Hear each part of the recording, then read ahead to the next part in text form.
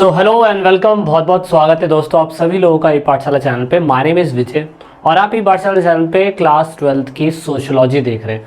Term 2 के according दोस्तों ये 8वां चैप्टर है। चैप्टर का नाम है सामाजिक आंदोलन, जिसे हम हिंदी में सामाजिक आंदोलन और इंग्लिश में सोशल मूवमेंट कहते हैं। वीडियो का पहला पार्ट हमने पहले से अपलोड करा था, ये वीडियो का दूसरा पार्ट है। माय नेम इज़ विजय और आप ई पाठशाला चैनल पे ये सीरीज़ देख रहे हैं टर्म 2 के अकॉर्डिंग। अगर आपने वीडियो का पहला पार्ट नहीं देखा है तो ज़रूर वॉच आउट करिएगा, क्योंकि उसमें हमने काफ़ी चीज़ें बताई थी। जैसे एग्जांपल के लिए उसकी डेफिनेशन बताई थी, टाइप ऑफ सोशल मूवमेंट्स बताए थे, इंडिया के अंदर उसकी इम्पोर्टेंस क्या है, असल में कोई भी सोशल मूवमेंट होता है तो उसके लक्षण यानी कि बोले तो फीचर्स क्या क्या होते हैं, हमने ये भी देखे थे। और उसके बाद इंडिया में सोशल मूवमेंट को लेके क्या क्या सोच थी, अप्रोच थी, वो हम समझ रहे थे। देन फाइनली हमने जो भी सोशल मूवमेंट्स होते हैं उसको किस अलग क्राइटेरिया से भी देखा जाता है, उसका जीता जागता एग्जाम्पल हमने सत्याग्रह मूवमेंट, गांधी के मूवमेंट से समझने की कोशिश करी थी। नाउ आज हम बात करने जा रहे हैं, हमने ये वाला भी लास्ट पार्ट में बात कर लिया था, social change and social movement में क्या अंतर होता है। और आज हमारी बात चलेगी यहाँ से कि समाज शास्त्र यानी कि sociology and the social movement. मतलब कि पहला सबसे बड़ा क्वेश्चन ये है कि जो सोशल मूवमेंट हो रहे हैं, मतलब समाज में कितने सारे बदलाव होते हैं, एक बदलाव तो है नहीं। अब समाज में इतने सारे बदलाव हैं दोस्तों, तो ये जो सोशल मूवमेंट था, ऑफ कोर्स पॉलिटिकल के अंदर भी हमने इसको काफ़ी हद तक समझने की कोशिश करी थी। और उसके बाद जो ये 12th क्लास के अंदर जब ये सोशियोलॉजी वाला पार्ट बना तो ऑफ कोर्स सबसे पहला क्वेश्चन यहाँ पे यही लोगों के दिमाग में बनता है, why the study of social movement is important for the sociology. मतलब समाज शास्त्र के लिए सामाजिक आंदोलन का पढ़ना जरूरी क्यों है, उसी से तो हमें समझ में आएगा। तो देखिए दोस्तों, ये बहुत एक छोटा सा लॉजिक है। हालांकि सीबीएसई बोर्ड वाले कोशिश करते हैं कि बच्चे को प्रैक्टिकली समझाया जाए ताकि वो समझ सके कि हाँ, सोशियोलॉजी का समाज शास्त्र में या समाज शास्त्रियों का आंदोलन, सोशल मूवमेंट का पढ़ना इसलिए ज़रूरी होता है क्योंकि सोशल मूवमेंट जुड़ा होता है समाज से।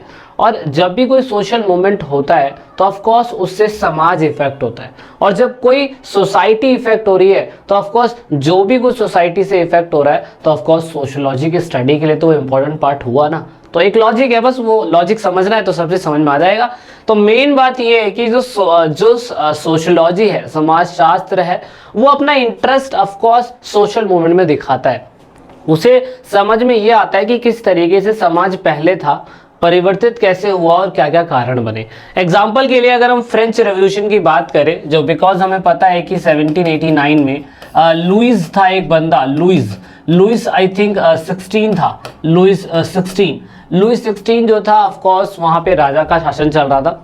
और समाज में हमने ये देखने की कोशिश करी थी, ऑफ कोर्स सोशियोलॉजी पढ़ रहे हैं तो समाज में हमने देखने की कोशिश करी थी कि फ्रेंच रेवोल्यूशन में कैसे एक एस्टैब्लिश मोनार्की सिस्टम होता है, राजशाही शासन होता है, वो शासन पूरी तरीके से खत्म होता है। और खत्म होने के बाद वहां की जो जनता है वो ऑफ कोर्स एक नई सोच और एक नया अप्रोच लेके आती है, नए सिद्धांत लेके आती है, and which is very important for our Indian constitution also. हमारे भारतीय संविधान के लिए भी वो बहुत जरूरी था, क्योंकि फ्रांस की क्रांति हमें सिखा के गई लिबर्टी, इक्वालिटी एंड फर्टिलिटी, स्वतंत्रता, समानता और भाईचारा। और ये चीज हमने फ्रांस के कॉन्स्टिट्यूशन से उठाया और हमने देखा कि किस तरीके से समाज में दबे कुछ लोग थे, उन्होंने राजनीति को बदल दिया पूरी तरीके से। और राजनीति को बदलने के बाद उन्होंने राजा का शासन खत्म करा।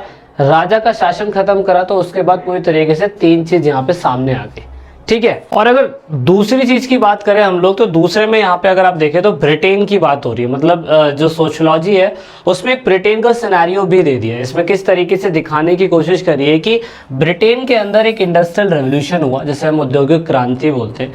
इस औद्योगिक क्रांति की वजह से किस तरीके से समाज में जो गाँव में रहने वाला तबका था, जो गाँव में अपना खेती करता था या पशुओं को चराता था या कुछ भी करता था, वो तबका किस तरीके से इंडस्ट्रियल रेवोल्यूशन होने के बावजूद, जब वो पूरी तरीके से समाज में इंडस्ट्रियल रेवोल्यूशन हुआ और इंग्लैंड के हाई फाई रिहायशी इलाकों में गया, तो उसके बाद कैसे समाज बदलता है उसका भी एक एग्जाम्पल इसमें दिखाने की कोशिश करी गई है। उसके बाद किस तरीके से इंग्लैंड में उन मजदूरों के साथ जानबूझ के खराब व्यवस्था, फूड क्राइसिस, बहुत सारी बीमारियां, फैक्ट्रियों में ऐसी स्थिति में काम करवाना जो उनकी लाइफ के लिए बहुत गलत था। तो उसके बाद इंग्लैंड में किस तरीके से माइन एक्ट निकल के आया, 10 घंटे का बिल निकल के आया, और उसके बाद कहा गया कि मिनिमम वेजेस मिलनी ज़रूरी है। उसके बाद किस तरीके से महिलाओं के प्रोटेक्शन की बात हुई, सुपरविजन की बात हुई, ऐसे बहुत सारी चीज़ें थी जिसकी वजह से समाज में हमें ये समझ में आया कि पुअर लेबर्स जो उनकी खराब स्थिति थी उससे समाज में कितना कुछ बदला। तो दोस्तों ये दो एग्जाम्पल के हिसाब से सोशियोलॉजी ने आपको समझाने की कोशिश करी है, आपको बताया गया कि किस तरीके से सही मायने में जो प्रोटेस्ट होता है, या जो भी फ्रांस की क्रांति का ले लो, या भारत में ब्रिटेन का ब्रिटेन का देश का एग्जाम्पल ले लो, या इंडिया के अंदर भी जो हमारा इंडस्ट्रियल रेवोल्यूशन हुआ था उससे कितने सारे आर्टिसंस लोगों की लाइफ बर्बाद हो गई थी। तो ये सोशियोलॉजी में पढ़ने का हिस्सा है। और यहाँ पे एक व्यक्ति है जिनका नाम एमिल दुखाइम इनका नाम है।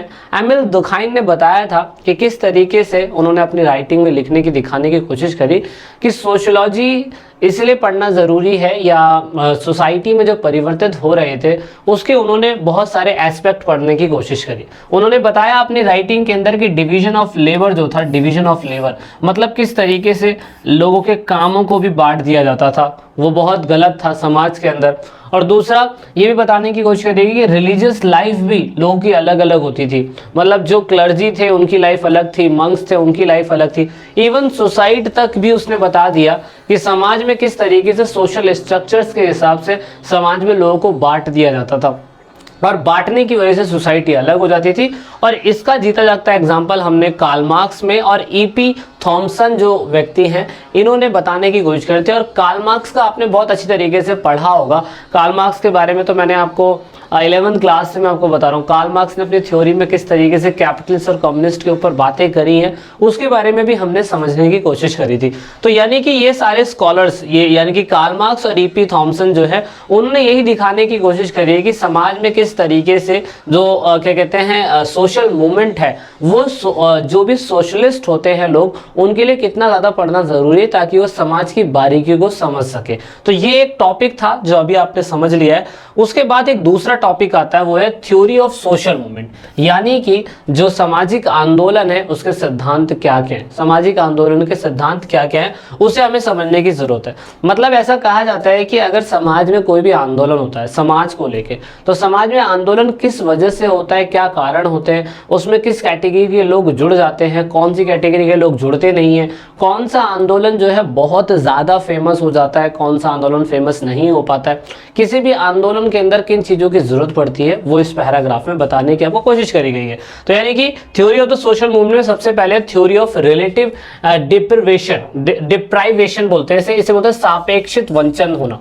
अभी कभी भी आपने नोटिस करा होगा कि कोई भी आंदोलन जब होता है दोस्तों, तो ऑफकोर्स उसमें एक दो नहीं तो 10-50 लोग तो उस आंदोलन के अंदर होते ही होते हैं, ये तो आपको मानना ही पड़ेगा। जब भी कोई भी सोशल मूवमेंट होता है तो उसमें एक थ्योरी मैटर करती है, वो है थ्योरी ऑफ रिलेटिव डिप्राइवेशन, जैसे हम हिंदी में सापेक्षित वंचन बोलते हैं, इस वाचन बोलते हैं। इसमें फोकस क्या करा गया, इसमें फोकस ये कराया गया कि वो कहते हैं कि कोई भी आंदोलन जब होता है ना, तो आंदोलन होने का एक सबसे बड़ा लॉजिक रीजन होता है साइकोलॉजिकल फैक्टर। साइकोलॉजिकल फैक्टर को बोलते हैं मनोवैज्ञानिक कारक। इसमें क्या होता है कि इसमें सिंपल सा बता रखा है कि वंचन होना, दैट मीन्स किसी भी चीज से खफा हो जाना या अलग कर देना। समाज में एक वर्ग क्रांति या आंदोलन सिर्फ इसीलिए करता है जब उसको ऐसा लगता है कि वो समाज में दूसरे लोगों की स्थिति से बहुत खराब हो रखा है।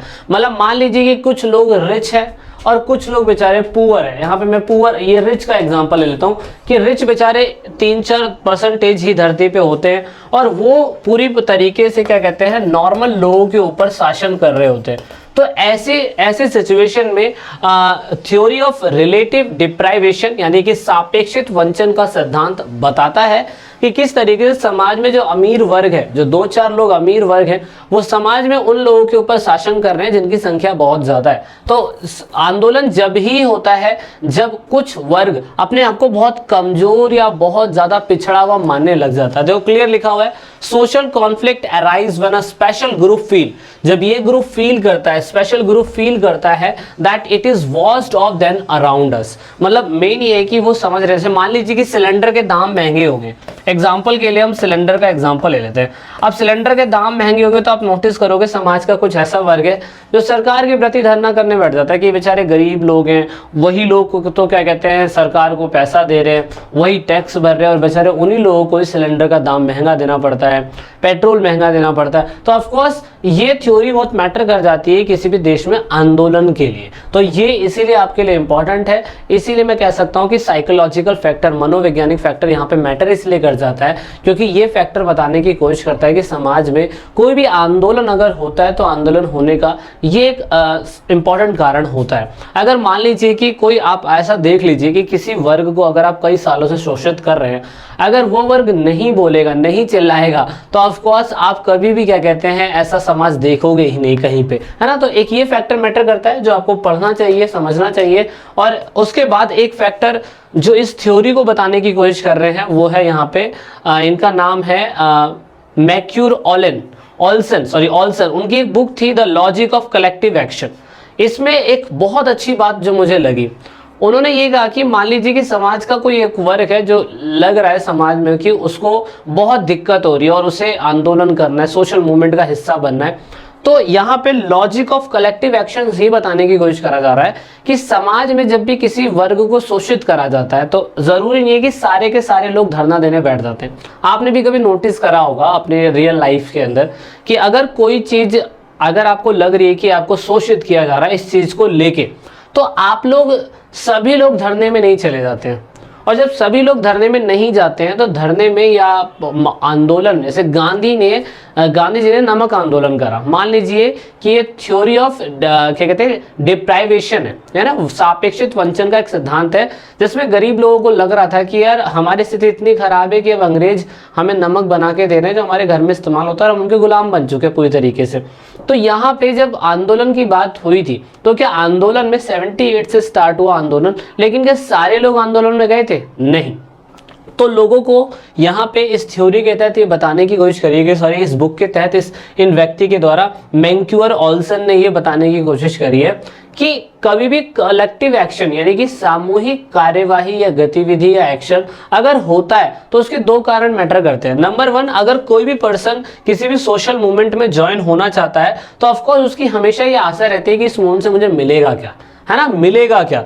दूसरी उसकी आशा रहती है कि अगर मैं इस आंदोलन में चला भी जाता हूं तो इसमें रिस्क कितना है, रिक्स है तो इश्क है। ये वो थ्योरी जो क्या कहते हैं स्कैम 1992 में थी वो तो उसी में चली गई, लेकिन रियल मायने में यहाँ पे हमें आंदोलन करते समय रिक्स भी देखना पड़ता है। तो कोई भी आंदोलन जब होता है तो उसमें दो चीज़ें मैटर करती है कि कोई भी जनता जुड़ना चाहती है तो उसका कितना फ़ायदा हो रहा है, और दूसरा ये भी मैटर करता है कि ऑफकोर्स वो जो उसमें रिक्स का कितना परसेंटेज है। जब भी कोई आंदोलन के अंदर जाता है, नहीं तो हर कोई कलेक्टिव एक्शन करने नहीं बैठेगा। तो ये एक चीज़ समझनी थी आपको। और दूसरी जो आपको बात समझनी है वो ये है कि जो इन्होंने बुक लिखी थी, मैक्यूर ऑल्सन ने जो बुक लिखी थी the logic of collective action, इसमें ही बताने की कोशिश करी गई थी कि दो व्यक्ति थे जिन्हें हम क्या बोलते हैं मैककैथली और उसके बाद ज़ेल्द, ये दो व्यक्ति थे। इन्होंने कहा कि ऑल्सन की जो बुक लिखी हुई है वो बुक के अंदर जो बातें कही हुई है बिल्कुल गलत है।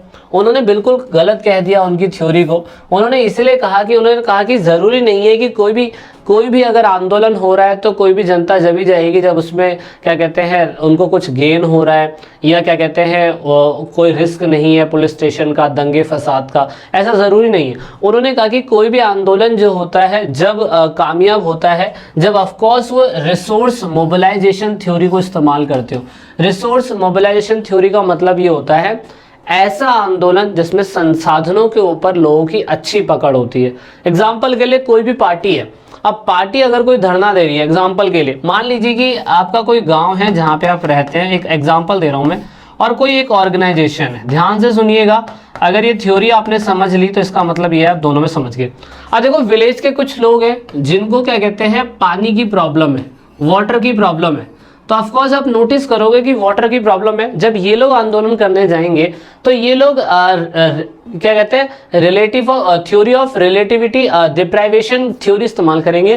जैसे 25 से 50 लोग जाएंगे, रोड पे धरना देंगे, उसके बाद कुछ टाइम तक जाएंगे करेंगे, उसके बाद उनके पास पैसा नहीं होगा, कोई सपोर्ट नहीं होगा, तो वो आंदोलन दब जाएगा। ऐसे ही सेम क्या कहते हैं कोई ऑर्गेनाइजेशन है, कोई पार्टी है, वो वाटर को लेके क्या कहते हैं बहुत बड़ा आंदोलन कर रही है। तो ऑफ कोर्स आप देखेंगे कि वो रिसोर्स मोबिलाइजेशन थ्योरी का इस्तेमाल कर रही है, क्योंकि उनके पास पूरी तरीके से लीडरशिप है, ऑर्गेनाइजेशन कैपेसिटी है, ऑफ कोर्स कम्युनिकेशन फैसिलिटी बहुत अच्छी है, उसके बाद पॉलिटिकल की अपॉर्चुनिटी स्ट्रक्चर उनके पास बहुत अच्छा है। इसी वजह से ऐसे आंदोलन कामयाब हो जाते हैं। तो ये एक रिजेक्शन बताने की कोशिश करी गई है कि गांव के अगर कोई व्यक्ति ऑफ कोर्स वाटर से संबंधित कोई प्रॉब्लम है और वो आंदोलन कर रहे हैं तो ऑफ कोर्स वो आंदोलन कामयाब नहीं होता। जबकि कोई नॉर्मल दूसरी पार्टी का बंदा या ऑर्गेनाइजेशन का बंदा कोई भी आंदोलन करता है, सोशल मूवमेंट करता है, तो ऑफ कोर्स वहाँ पे रिसोर्स मोबिलाइजेशन थ्योरी इस्तेमाल होती है और वहाँ पे वो आंदोलन कामयाब भी हो जाता है। तो इस तरीके से ये 2 4 3 थ्योरी है,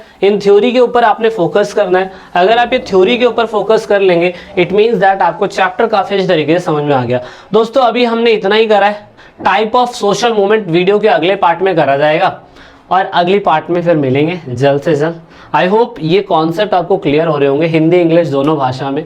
कोशिश कर रहा हूँ कि हिंदी इंग्लिश दोनों स्टूडेंट समझ सके इसको अच्छी तरीके से। तो वीडियो के अगले पार्ट में जल्दी मिलेंगे दोस्तों, जो वीडियो का तीसरा पार्ट होगा। जब तक के लिए जय हिंद, जय भारत, वंदे मातरम। लाइक से सब्सक्राइब करके ज़रूर बताने की कोशिश करिएगा कि वीडियो कैसी थी।